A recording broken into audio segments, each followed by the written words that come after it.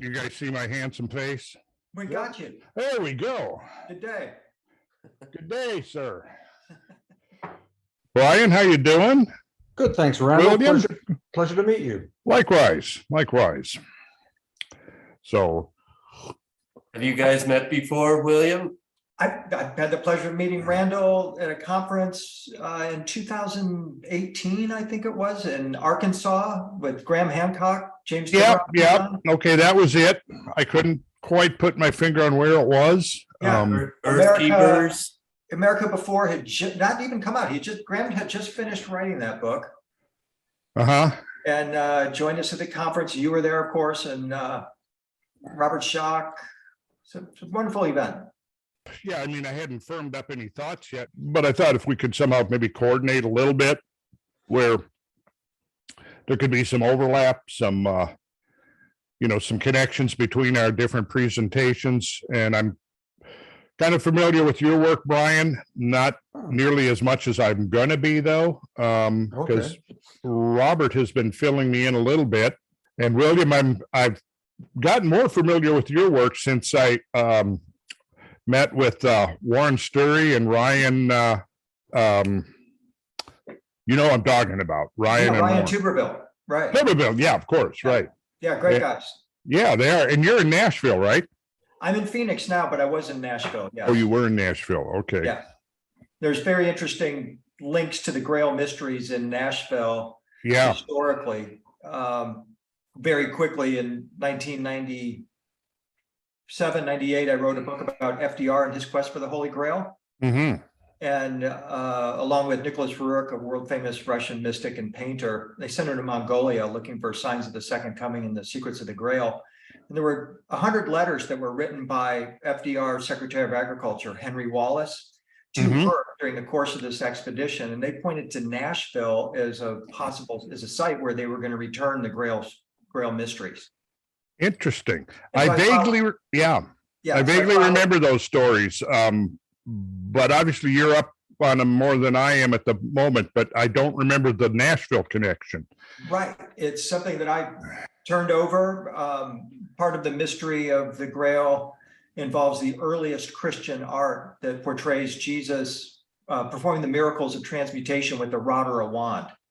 And so that opened up the possibility, well, what if the Grail is in part a wand? It's different things. There's different components to the Grail. Yes, yes, exactly. And so what if part of it is a wand, and the wand is like an instrument, a tool, a technology for conducting something, like a symphony conductor's wand.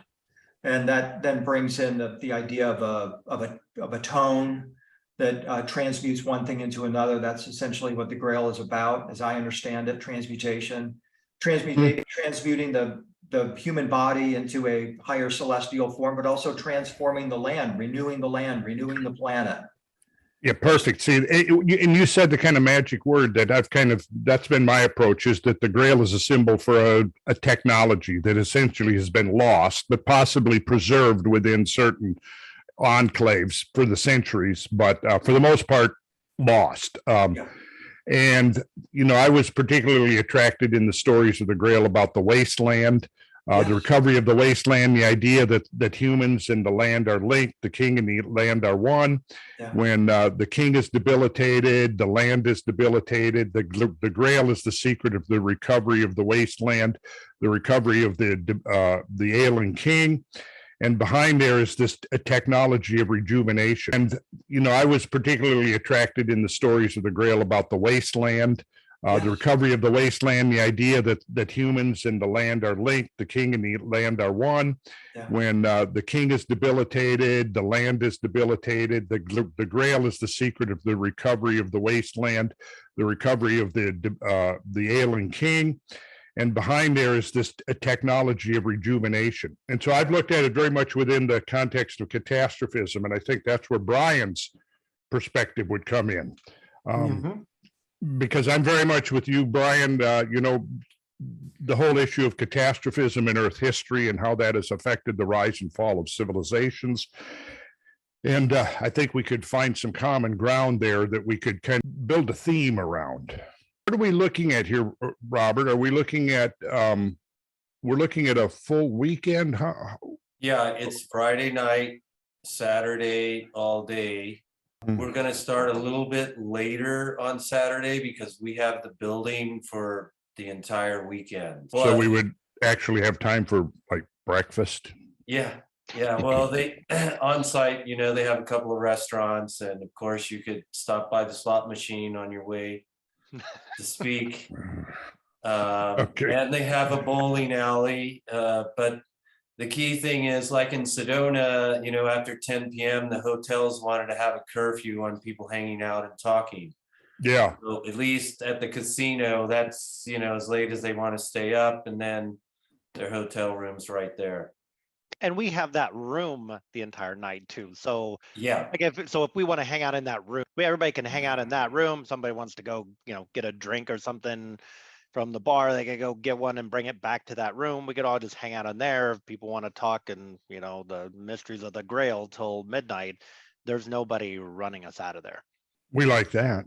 Yeah. Yeah, that was one of the things. Where were we? We got run out of. Boca Diablo. Oh. Well, yeah, I thought that would make an interesting chapter in the book, the various places we've been run out of. But so on Saturday, I was thinking something like there could be from 10:30 in the morning till 10:30 at night. We were thinking starting a little bit later for those who are out later.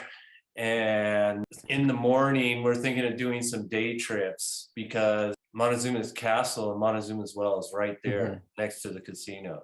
Day trip sounds rather long. Like Well, literally, morning they're trip. literally like 3 minutes up the road. Yeah, Yeah. they're you could walk there, like almost, like they're very close by. So if we have some early morning, we haven't ironed all that out, but yeah, we're thinking around starting around 10. Sounds good. So Brien, what do you want to dive into? What are you thinking I imagine you've got an enormous mass of material like the rest of us. Have you thought or given much thought to where you would want to take your presentation? Yeah, basically covering evidence of ancient machining technology in locations like Egypt and Peru and Bolivia and Turkey and Jordan and Lebanon and Easter Island. That's more or less what I focus my work on. Not understanding who did the work, but clearly understanding who did not do the work. Yeah. Exactly. Okay, well, my focus has been on, my academic background is geology and astronomy. So I've been very keenly interested in the, geological events and how that would have affected things, how that would have affected our history. So I've particularly focused on catastrophism of all kinds, but which is obviously, I think we're all in agreement and aware of the fact that catastrophism has played an important role in the story of our civilization, and possibly or probably why a lot of this knowledge has been lost. The other thing, I've been very keenly interested in archaeoastronomy and how the ancient temple layouts, even urban complexes, cathedrals, etc., have all been oriented towards astronomical phenomena. And then the sacred geography, how they're linked across time and space. Clearly, and I'm sure you're going to be coming from the same position, that there seems like a coherent system that we can see at work around the entire planet. Is that essentially your perspective on it, Brien? Yeah, basically. Of course, there's that circle that goes around the Earth at around 20 degrees, which has most of the major sacred sites on it. Going through Paracas, going through Peru, going through Giza, going through Mohenjo-Daro, and that kind of thing. So I think there's a lot of evidence of that, and of course the whole Younger Dryas thing, which we all know a lot about at this point. Well, yeah, I'm sure that we'll come up with something where. I'm just thinking, come up with something where what we're each presenting kind of, we do what we did with, was it in April, Robert, when we had that Sunday Yeah, where we had George Howard presenting, myself, Graham Hancock, and we brought Alan West in remotely. And there was a lot of overlap, but there was a lot of, I mean, we all kind of came to the catastrophist and younger dryas perspective from different angles. So if you were there for the whole day, I think you went away with a really solid understanding from these different perspectives.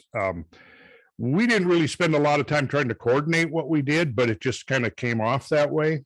I think what we should do should kind of take the same approach, and I'm obviously willing to tailor whatever I present to complement what you guys are doing. I would certainly like to introduce some of what I'm learning about plasma technology and how that possibly provides an important insight into ancient technologies. There's a whole lot there to unpack, but I'm putting together a presentation, kind of an auxiliary presentation to the Holy Grail stuff, but it's just discussing this technology and how it works.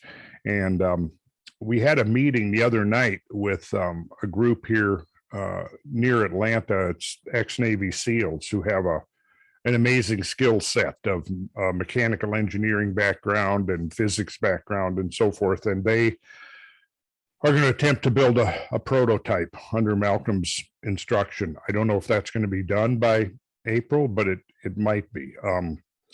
There's many applications to the technology that I'm just beginning to wrap my head around. Interesting developments. We had a couple of weeks ago, I was in Florida with Malcolm and the CEO of the Strike Foundation. Her name is Samadhi. She flew in from Australia, and Mike Howtube, the CEO of Mike Robertson, the CEO of Howtube, was there, and he's going to be handling the live stream of this. Is that right, Robert? yeah. Have you talked to him? I think Yeah. he's agreed to come on board to handle the technical end. Anyways, so we had a meeting with Com Carpentier, who is a French, I think his background is diplomacy. He was head of a think tank that serves as a liaison between the Indian government and the French government. So we had this Zoom meeting with him. He was in France, I believe, at the time. So anyways, it was an hour and maybe 15 minutes, and I think it's also been posted online now, so you can see it. But that has now been sort of kicked up to the higher echelons of the Indian government, and they're very interested. There is one prototype for a retrofit of an internal combustion engine based upon these plasma principles, and it sounds like the Indian government is going to go with it. They're seeing that the applications to the internal combustion engine could be far reaching, and they got 1.5 billion cars there. So this has just happened within the last, since the end of last week that they contacted them. So this is very interesting development. I mean, we could be seeing the return of something here. And what's really interesting about this is, there's been enough prototypes tested. I talked about this actually prematurely on Joe Rogan when I went on there. I thought I'd been given the green light, but in fact, I had been given a flashing yellow light. Slow down and proceed with caution. But I didn't quite understand that. I've been talking to Malcolm under the rose for about 7 years from his island laboratory in the Indian Ocean. And he was writing up his notes. He took him 7 years to write up his notes, which was the synopsis of something like 40 some years of research. So I went on the Rogan show and spoke about it and didn't realize that it was going to launch kind of a firestorm of reaction. And last time I checked, it's had over 5 million views just on YouTube. But what it did was forced everything kind of out of the closet in a way, which is scared me at first. Like, I did what? But the good thing was that the plan was to bring it out anyway. So Malcolm, what he's doing, they've got patent applications for certain patent applications for certain applications of the technology, but the rest of it's all being open sourced as we speak. So, you can go to the Strike Foundation and .earth, that's the website, strikefoundation.earth, and new material is being posted there as we speak. There'll be video clips showing the stage 1 prototype testing. This year could be very interesting developments. So it means that that this technology may come out of the realm of the esoteric into the realm of the actual. So I'm going to talk about that to the best of my ability and explain some of the principles behind it and this idea of the plasmoid unification model, and here's was the thing, how I ended up talking to Malcolm in the first place was that my friend and colleague Brad Young had been posting older videos that I had done, and even I think going back into the 90s and early 2000s, were on sacred geometry.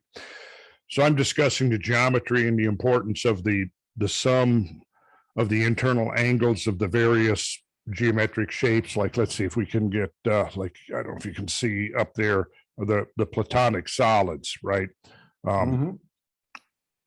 So we build those.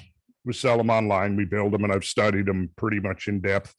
And so I'd come up with this canon of numbers, which, and I'm sure I'm sure you're familiar with some of it, William. And probably both you guys are, these numbers that recur over and over and over again, right?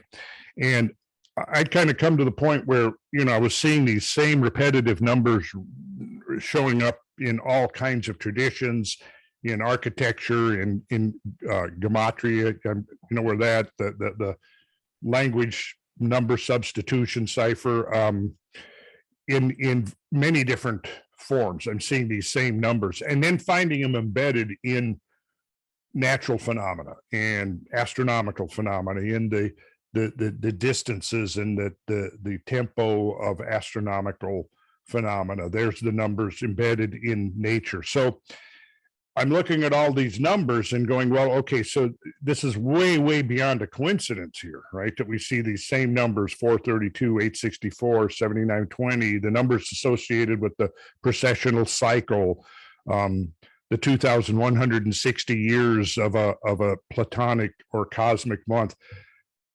Then at that point, I'm sitting there just mulling over what in the world can explain all these connections. So then I get this call, and it's coming from the Maldives, and this was 7 years ago. And so I began this ongoing conversation with Malcolm Bendel. And so basically, he sends me information, and he sends me this plasmoid unification model. Okay, so it's all built on those numbers, and it's all based on resonant frequencies, vibrations, which of course makes sense. I think we all kind of knew that had to be where it was headed. So he's created this unification model that links architecture, links the Kabbalah, it links colors, sounds. This is not that great of a graphic, but I've got much better graphics. And so all of those sacred numbers are incorporated into this model. And it's built on, I don't know if you can actually see here, the Earth, Moon, Sun numbers, 864 for the Sun, 2160 for the Moon, 7920 for the Earth.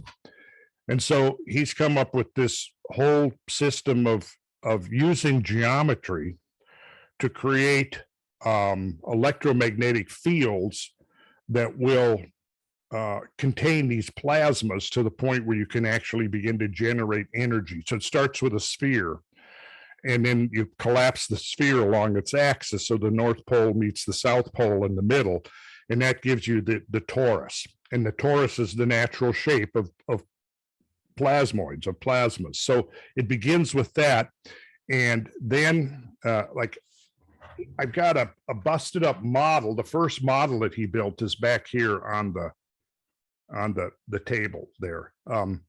And so he, I mean, if you go on, you'll be able to see, that's why I'd say go online, look at some of the stuff that's up there. And, you know, please, to any extent that you find something of interest, include it, because the idea here, a lot of what he's done has been built upon the work of Nikola Tesla, Victor Schauberger, Walter Russell, Fleischmann and Pons, Bostic, even Robert Oppenheimer, who wrote papers on plasma energy and the potential there. So he's kind of built upon all of that. And what his goal is he acknowledges that this knowledge has been suppressed. You know, when Tesla died, whoever it was, maybe the FBI swooped in. I don't know if they were around. There was an FBI in for it. I don't remember the exact details, but you know, Schauberger's work was classified. Tesla's work was classified. A lot of these others, if they weren't classified, they were just ignored. So the goal here is to put this information out open source to the world, so it can never be bottled up again. That's the basic game plan here. And as I'm beginning to understand it, it has such broad applications to everything for those of us that are in this community of studying our lost history. So my point is that if you guys look at it and you see anything, feel free. I mean, it's there, it's open. If you see anything in there that particularly interfaces with your own work, by all means, you know, use it. And it's not my work, it's Malcolm's work, and he's reiterated to me over and over again, that's the idea. You know, he wants to get this out there so it can never be you know, suppressed ever again. And do you have any specific thoughts, Brien, on what, I mean, and do you work with, I usually work with a PowerPoint show and put my stuff into a slideshow. Yeah, and that's what I've done. Yeah, okay. And I did watch a lot of your presentation that you did in Nashville. Now, what that had to have been a few years ago, right, William? Oh, what, the one that Warren recorded? I guess that was it. They had a recording and we watched Okay, a good bit of it. did you? Okay, yeah, that would have been 2020, I think. Okay, yeah, that seems about right, a few years Yeah. ago. Yeah. So I'm going to rewatch that. So, you know, look for the, yeah, I mean, I guess it was a year ago when I watched it, so I Okay, need to cool. see it again.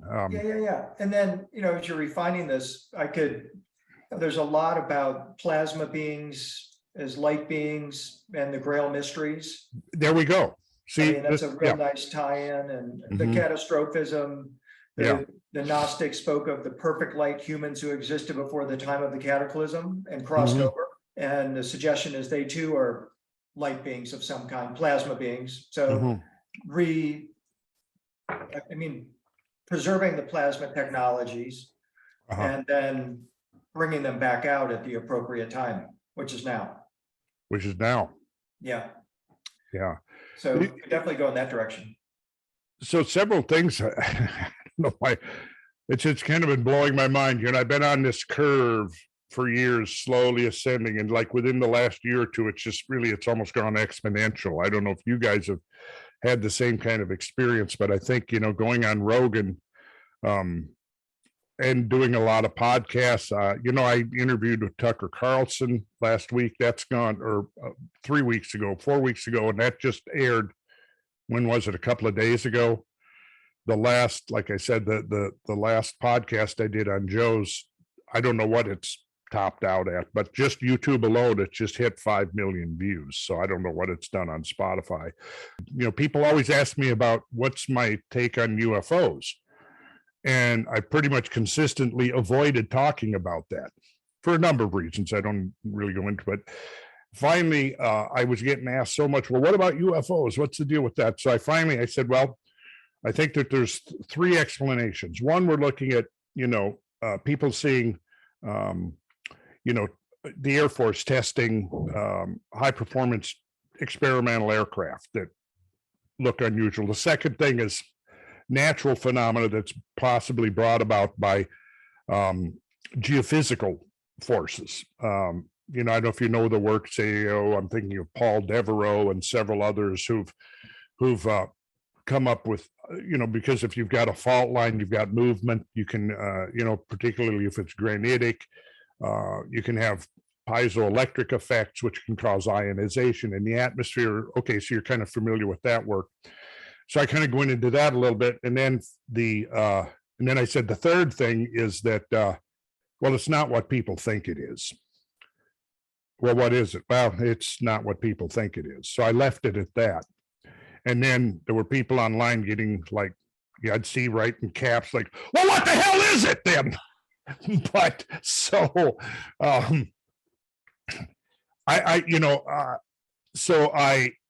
I think you guys would be right along lines if you haven't even approached some of these ideas yourself.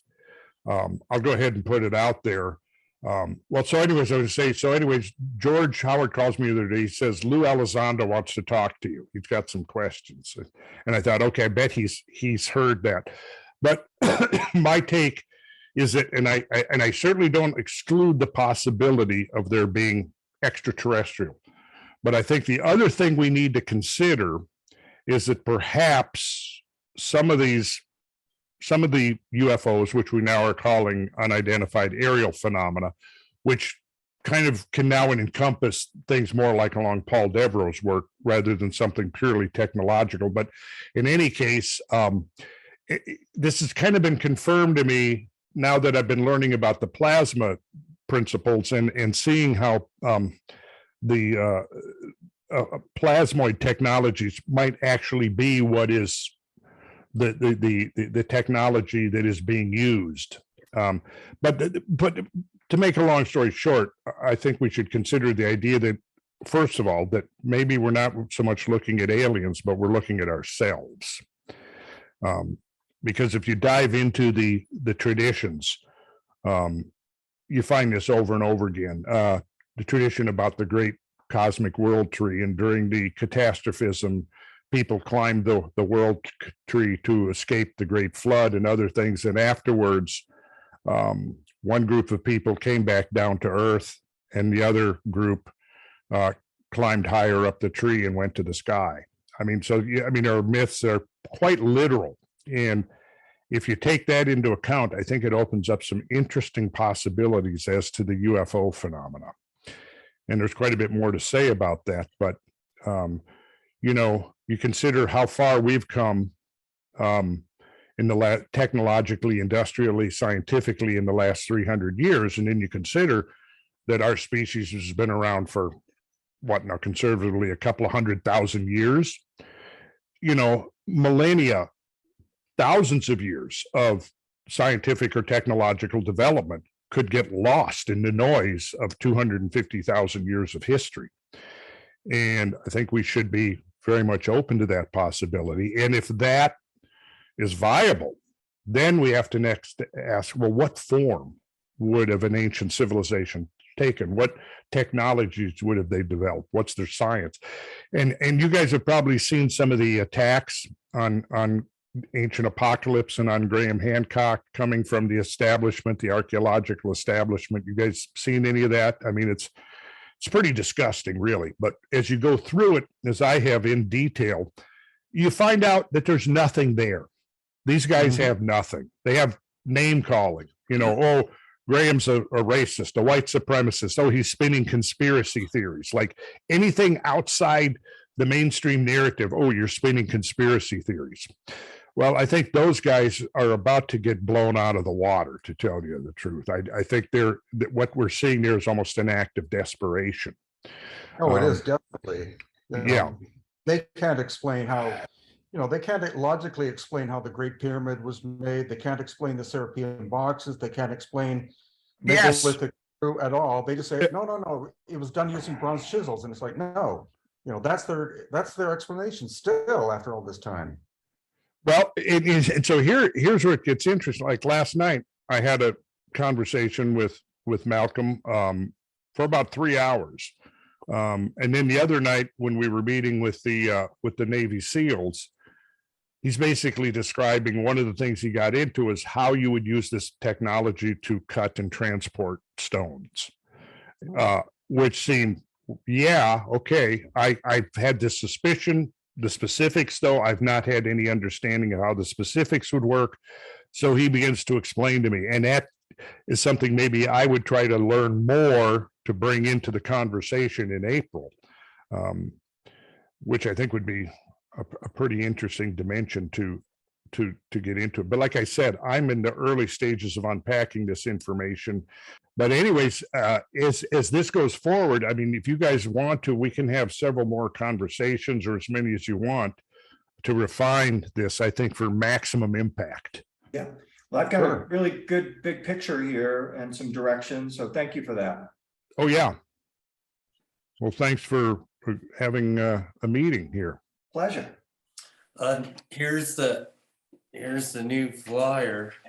I got you and William on the front cover, Brian. That's great. Thanks. I'll get some video cut and Okay, we'll get all the links to you as well. great. Great.